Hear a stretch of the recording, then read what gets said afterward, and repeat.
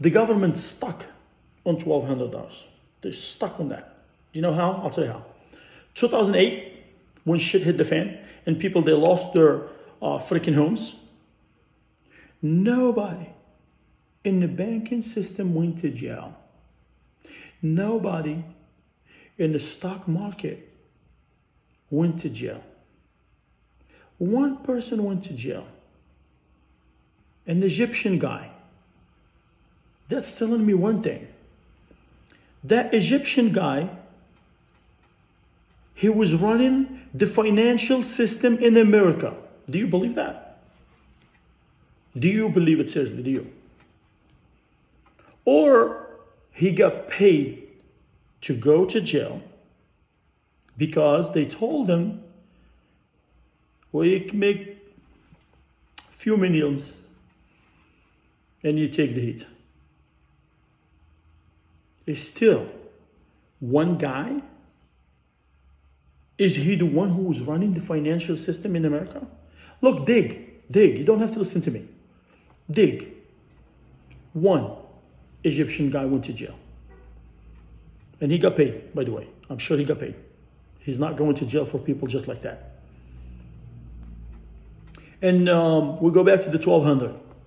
When the government sued the banks, they started giving $1,200 to the people. They lost their homes. So I mean, imagine, you lost your down payment. You lost your payment for a few years. And you become homeless. You went look for rent. You went through a lot of emotion and stress, and you and your family.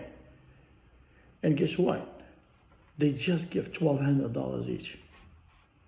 And they don't want your credit, by the way, which you shouldn't have any issue with your credit. Whole America should be pardoned for what happened to them in 2008. You should not be in your credit because that's not your fault. That's the stock market fault. That's the people behind the financial system fault. That's the government fault. They did not pay attention to the shit that was coming. And you still got punished twice. 1,200 is a slap in the face. That's one. Two, they don't want your credit. Three. You know what's three? With your own money, they got bailout. How fucked up is that? Four, they went back and they start screwing you again. Yep, with your money. And I'm going to explain to you how. I'm not going to talk to the mortgage stuff. The mortgage stuff, you know, I know the bullshit. It's bullshit. After they got screwed up and they did the bailouts, they made money again. They went back to business. This is what they start with. I'm just going to speak about one part. You never get charged $7, $6, $8 for cashing a check. Never. But after the financial system, it starts happening. Did you ever ask yourself why? Did you? I don't think so. And I'm going to tell you why you didn't. Because you didn't pay attention to it. Why? Because they were in a hall, a big hall. This means those CEOs and CFOs and COOs and CCCCC bullshit stuff, right? They said to themselves, we need a faster way to make money. They come up with the $7. But nobody protests for that. Nobody make noises. I went one time to cash a check. Everybody knew I was there. Because I did not accept it. Because it's a bullshit. Why never happened in centuries, be sudden today, in the recession? Do you know how far that $7 does go? I'm going to break it down to you. I'm going to break it down for you, whatever. $7 a check. We're talking about a regular guy. He can't wait to get his check. He ran to the bank. He get a check. And he's right there trying to sign, to cash it. $7, bam. And there is another trick. And then I'll give you the other one, another trick. This is how they start you. Mr. John, do you have a bank account? No, bitch, I don't. Because if I do, I will fucking take it to my bank. Oh, you don't. You want to open one? Because if you open one, we'll save you the $7. That's the trick. That's the psychology part. Because she will save you $7 and she will screw you on too many $35 going forward. And they don't tell you how to protect yourself from the overdraft when you sign a new bank account. They don't tell you that. They just give it to you. Oh, you got a new account. Now you are having a peace of mind. Till you start getting hammered with 35, 50, 25. Until you notice a coffee costs you $36. It should be only $1.50, but because you didn't have any money, they give you the $1.50 and they charge you $35, which doesn't make no fucking sense. If you give me a $1.50 and you're charging me $2 on top of that, I might be okay with that. But that will not make the CEOs and CFOs a big bonus by the end of the year, because they need a big bonus, just for you to understand, right? They need a big bonus. In order for him to big bonus, he needs to screw you and him and her and next guy and the old guy and the little guy and the 18 years old and everybody. Okay? That's why. So I'm gonna go back to $7. So imagine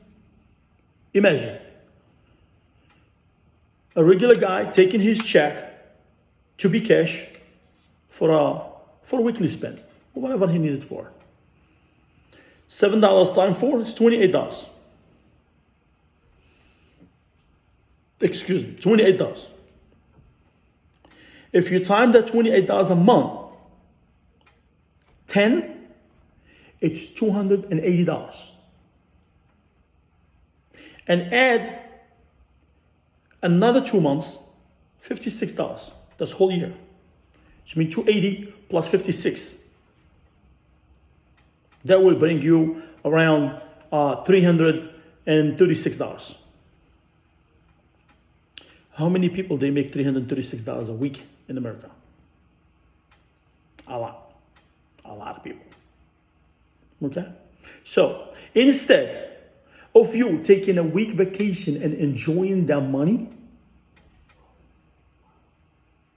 the financial system taking it away from you.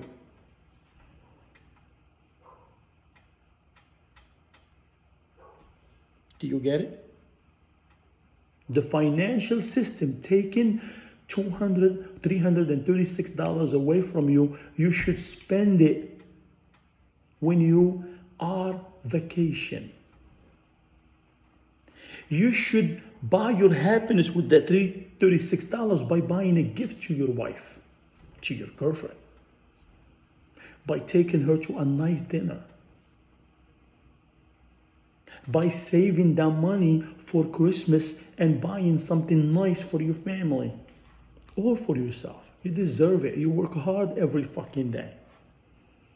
But the question is, what did you do about it? Nothing. And now become a normal thing to do. All right? Cool. But do you think the rich people will say something about it? No.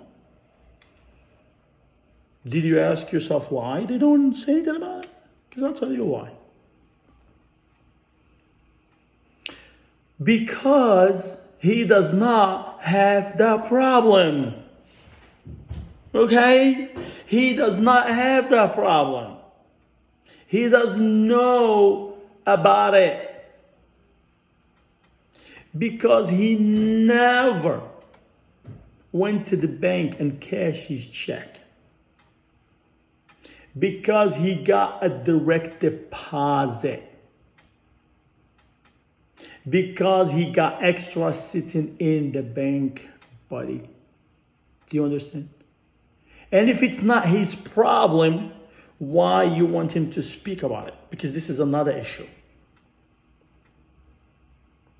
Which is not my problem. I don't need to talk about it. Which I guarantee you, if it's not your problem today, it will be tomorrow. Yep. Tomorrow, it will be your problem. So,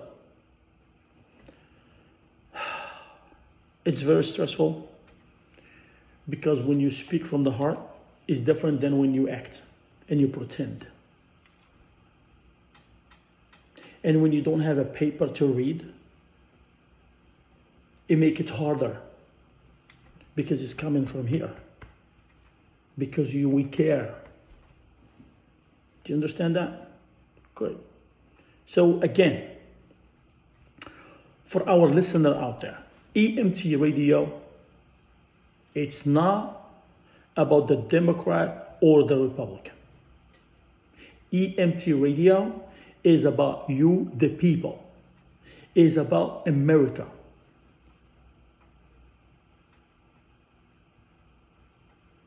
And I'm gonna say, the American people, they deserve better.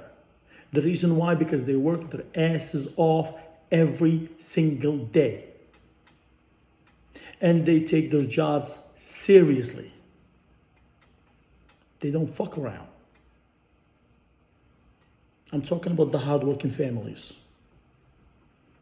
Just to make sure. I don't want to get anybody confused over there.